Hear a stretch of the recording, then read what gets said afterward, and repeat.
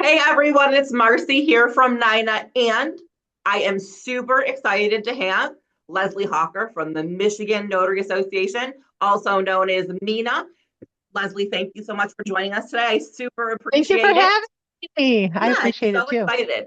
I'm Yeah. excited because I love the idea of states having their own association.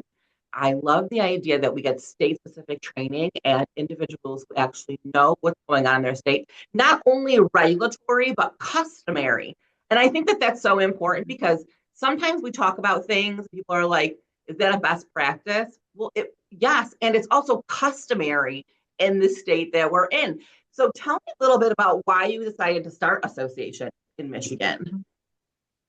It was a long time coming. I became a notary back during COVID times and there was no direction for me. And I went onto a Facebook group and people were like, I thought this was a meetup group. It was literally called Michigan Meetup. And there were no meetups. So I'm like, hey, I have a Zoom. Let's meet up. So I started meeting up with people and then I met up with more people. And there was one specific person who was there all the way through. And if I couldn't make it, she'd be like, I can take the group for you. Well, she became my co-founder. So her name is Deborah Lowry. And we have been together ever since. I used to joke that she came along with me whether she wanted to or not, because I never really asked her. We just kind of did it. And now she's like, this is my child. Like the two of us, we just decided to do everything we could to learn everything about the law. We literally had the law on the screen with everybody on the Zoom. And sometimes there were 15 people, sometimes there were 40. And we went through the law line by line by line to learn it. And then we started working with legislators because we noticed some things that were contradictory. So in one part of the law, it said a notary can act as a witness and a notary on the same transaction. And in another part, it said we can't. Well, which one is true? So I have a lot of contacts here through networking and reached out to a few of our elected officials, and one answered and sat down with me and said, that's weird. And 6 weeks later, had it fixed. And I'm like, "Oh, that's all it takes to change the law. Let's do this." So we started working on other things within the law that need to be changed because Michigan law has not been updated since 2020, no, 2003. So 26 years, 2003. And so we talked with a lot of people to figure out how to make this work. We became experts in the meantime. We have put our legislators through a training, people who had been notaries before, lawyers, they've all been through it. They know ours is spot on. So we are literally the only state specific notary education in the state of Michigan. And we do not train you how to monetize your notary commission. We train you how to do it correctly. And it's not just the social media notaries. We are in clerks' offices and libraries and banks and like all over the townships. We are even speaking to the Bar Association in a few weeks.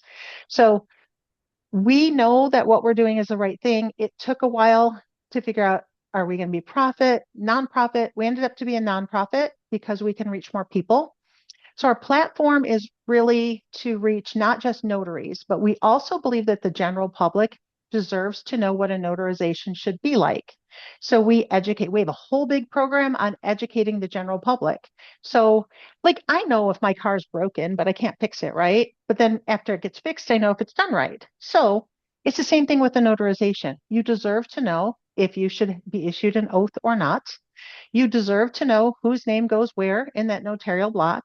You deserve to know what an oath looks like what it's supposed to be. So we educate the general public. We also do other PSAs like make sure you keep your ID current because in Michigan we can't accept an expired ID. And we teach them about getting we have a whole panel, planning your legacy, where we bring in an attorney who says, hey, get your powers of attorney done young when you understand why you need to do it. And a long and short-term care rep that says, hey, your family is going to be exhausted taking care of you when you're older and they're not built for this. So get some insurance for that. So we bring a bunch of people together. So we educate notaries, we educate the general public. We have a lot of programs that we offer. They're all on our website, michigannotaryassociation.org. And there's a whole bunch of links for the general public and a whole bunch of links behind the paywall for notaries and lots of classes online, but they're on Zoom. So we've got a lot going on up here and we're It building more sounds and like more. it. Yeah. What I love about what you said was, I'm not teaching you how to monetize your commission, right? I'm teaching you the law and the practice and the regulation. And why I love that so much is because, we've talked about this before. Trainers are a dime a dozen out there teaching you how to monetize your commission. But at the end of the day, if you don't have a strong notary skill set, monetizing it isn't really, in my opinion, the way to go because, quite frankly, you're putting yourself and the consumer in jeopardy. And I don't think we have enough of a Yes. conversation around that, right? The Yeah. true Right. personal liability that notaries incur with every notarization. Yeah. How do you feel about that? Well, let's consider a phone call that I got yesterday where the notary, I've never heard of this notary before, but I have the feeling she saw one of my videos where if you can't directly communicate with the signer, you need to find somebody who can, especially if it's a deed. So she felt guilty the next day and she called me. She goes, I don't know what to do. I shouldn't have notarized that. And I was like, then why did you? You can walk away. And she goes, well, the son was interpreting for me. And I just thought twice and I thought maybe I shouldn't have done that. And I said, okay, well, what's done is done. So I don't know what you think you can do now, but you can't. She goes, well, should I refund their money? I said, it doesn't take away your liability. So if you truly believe that that person isn't who they said they are, you should probably file a police report. I said, but I'm not telling you what to do because I can't. She goes, well, should I refund the money? And I said, no, I can't tell you that either. That's giving legal advice. I can't say, yes, do it. I can't say, don't do it. I can say, it's your business. You do what you want. But here's what I can say. Had you taken Michigan Notary Association's notary basic education training, you would have learned how to walk away from an uncomfortable situation. You would have learned how to be strong in your conviction when you didn't feel right doing that. I said, but did the person's ID match? And she goes, yeah, it seemed to. And I said, do you have any doubt that he is who he says he is? She goes, no. I said, what's your hesitation? She goes, well, he didn't understand me and I had to issue an oath. It's like, so you didn't issue him an oath. She goes, no, I issued an oath to him, but his son interpreted. I said, okay. I said, I would have walked away from that. I would have found a notary who speaks that language. All you had to do is call me before that, and we could have arranged that because I've got lots of notaries who speak different languages. And she just kept going on and on. And then she said, well, I think I'm going to refund him. I said, okay, that's up to you. I said, but also $59, you can have my class. And she goes, I don't have the money for that. I go, how much are you going to refund him? She goes, $60. I go, there's your money for the class. Like what's done is done. You don't have to give him his money back. That's up to you. But if you also can't invest in a proper education, you probably should not be notarizing because I can't take these calls the day after every notarization you do. And she didn't like that very much, but I don't know what to say. Like, this is what we have out there. We have people doing it scared because on social media, they're telling you to do it scared. I say do it informed, do it, do it confidently, but get the education. Just because the state doesn't mandate it doesn't mean you don't need it. You have to know what you're doing. Otherwise, you're putting other people in jeopardy. And a notary can be sued. I need people to know that. Notaries can be sued for the liability, for the financial problems that they cause for signers. Yeah, That's what they're 100%. skipping. That's what they're skipping when they're saying do it scared. They're not saying, oh yeah, but when you do it scared and you screw it up, like an example that I have in my text right now where the notary put the signer's name where the notary signature should go. And that wasn't even a Michigan notary. That was a Utah notary. It's it's every day. we're in Every day we're there's in a something. weird place, right? And I always say Yeah. notaries get in trouble by being helpers. Like I think intuitively we want to help the person who came before us. Like we want Hmm. to do what they need us to do because we're those kinds of people, most of us. And I always say that's how we get in trouble because sometimes trying to help them when really we should be directing them to some other source, right? Or another place to go or we have to be so careful about what we do. And I know especially in this age of fraud, is so prevalent. I had a notary the other day. We were talking about something. I think we were in a group, and she came out and was like, "Well, she's like, I'm not like I am not. I'm not responsible for fraud. Like that's not what I do." And I'm like, "Okay, let's step back a minute here.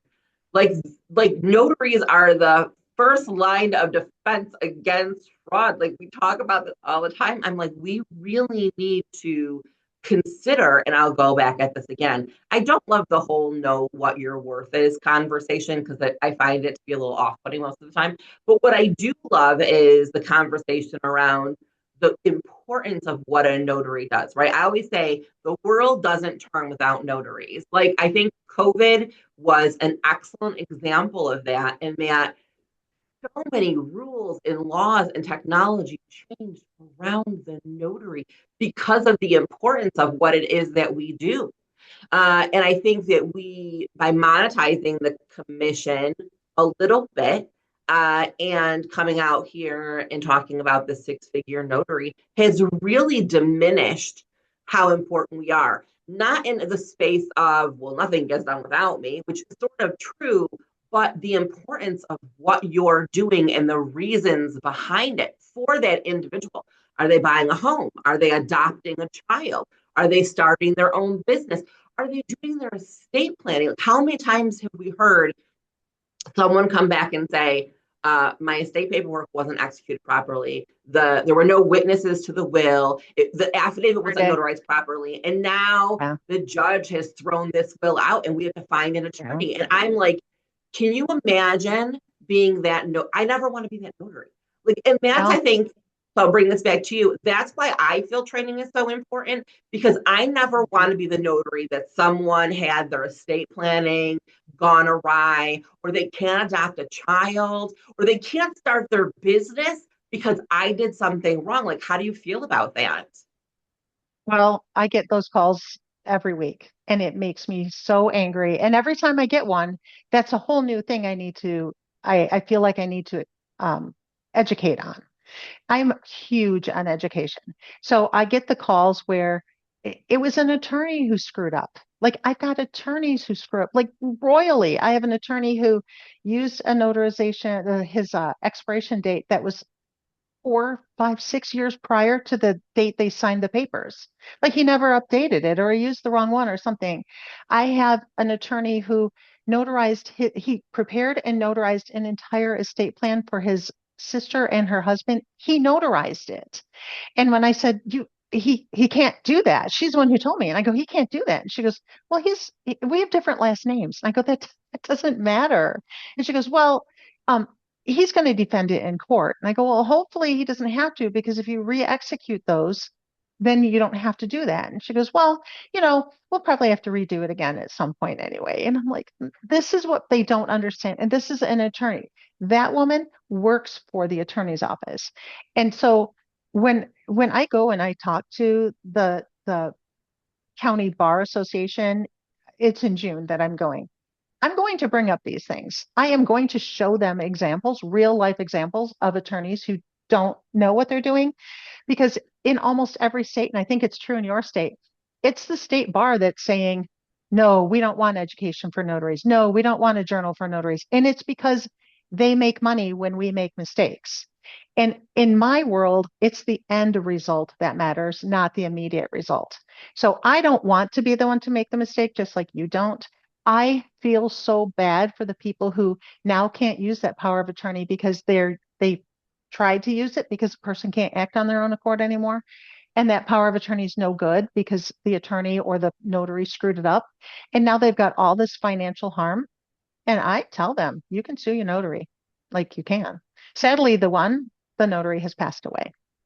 So there's no repercussions for them unless he has an estate, but I doubt it. It's very, very sad. Um, and another thing I hate is that people don't understand what errors and omissions insurance is. They follow the leader. And oh, you only need 25,000. Like, but what are you doing with it? And so they don't understand what it works. So we've got a whole video out there. We've got a whole video. We bring in all the experts.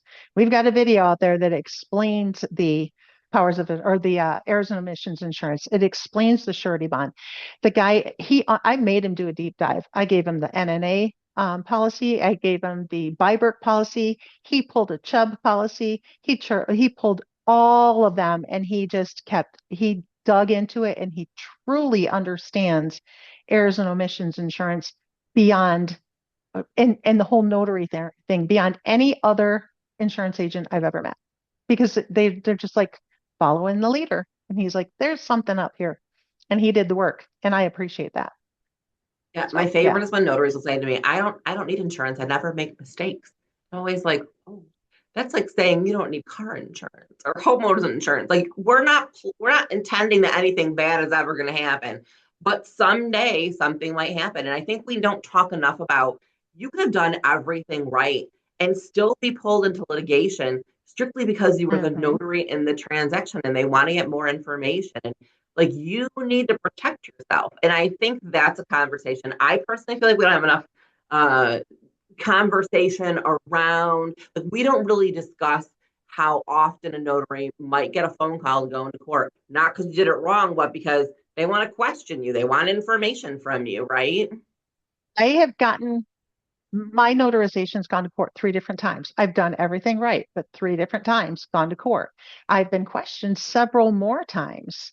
Um, they want to verify the notary. And it's fine. I've got the insurance to cover it. I don't open a claim every time, but those lawyers are there to guide me. Sure. And if I didn't have those, I can't afford to pay a lawyer all the time. But the E&O insurance, they're like, this is what you need to do. And I'm like, great, thank you. Now I've got that. It's what it's there for. It's a safety net for to make sure that if I screw something up, well, it's not going to be covered, by the way. Um, but they'll at least defend you and But then you can pay them yeah, back. Um, absolutely. Yes. Yes. if, I mean, no insurance covers anything if you screw it up on purpose or because you didn't know the law. And that's the thing. It's if you know the law, you're not going to screw it up. And I know there are people who they've never, ever, ever been, uh, never been challenged at all. And I get that. And that's good luck. Good luck to you because we know you and I both know somebody who it was 30 years ago that she did a notarization and it's being questioned or was questioned recently. And you might not go to jail, you might not be responsible for it, but you can still be questioned about it.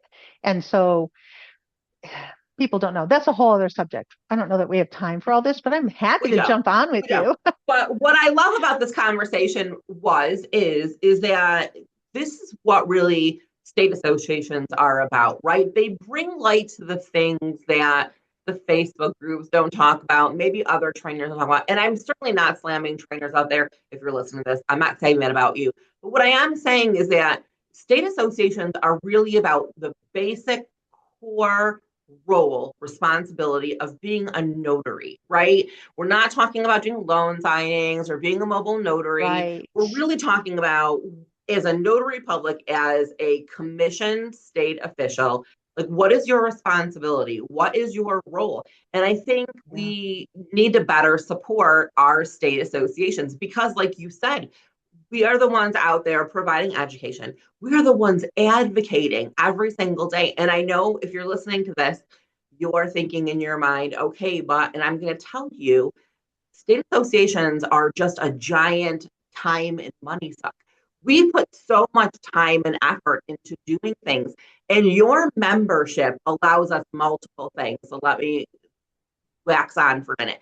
It allows us to do the work that we do, right? Because if Yeah. we're not working in our business every single day, we're taking money out of our pocket to talk to legislators, to go to networking events, to do committees, to do the Zooms. Like all of that is time and money that the memberships really do help support. Would you agree with that? Absolutely, 100%. We we couldn't do what we do without the memberships. And people look at it and go, "Oh, I didn't get anything from it." Well, did you take the class? Yes, I took the class. Great. Did you get support? Yes, I got support. But there are people who join and then they never take the class. There are people who join thinking all we will ever do is give them leads. That is not what a membership is about. A membership is about getting support, about having the right answers when you need them, about having access to the to education, but also about being able to support the reform. Again, it has been since 2003 since notary law has changed. The good thing is that once we started working with legislators, and I have talked to pretty much every single elected official in Michigan, some of them do not care. Notary has not been mentioned in all of my years, and yeah, that's the problem. Some of them are shocked. They are shocked to find out some of the laws that we have on our books that are so old that they don't even. It's shocking to them. But without that, without the memberships, I wouldn't be able to go and fight on their behalf. They're all out there going, I need to make more money. Okay, become a member of Michigan Notary Association because the money that you pay helps me talk to the legislators about why you need more than $10 every time you sign, stamp, and date, and why you need better support from the state, better understanding. Now, we know that the states are not supposed to be teaching us, but we are responsible for knowing. And I've been teaching clerks. Okay. So one of the things there when they swear in the notary, I said, do you understand that when the notary is being sworn in, the notary is saying that they read the law and they understand it and they're going to follow it? And they're like, oh, that's part of that. I'm like, you literally read that to them.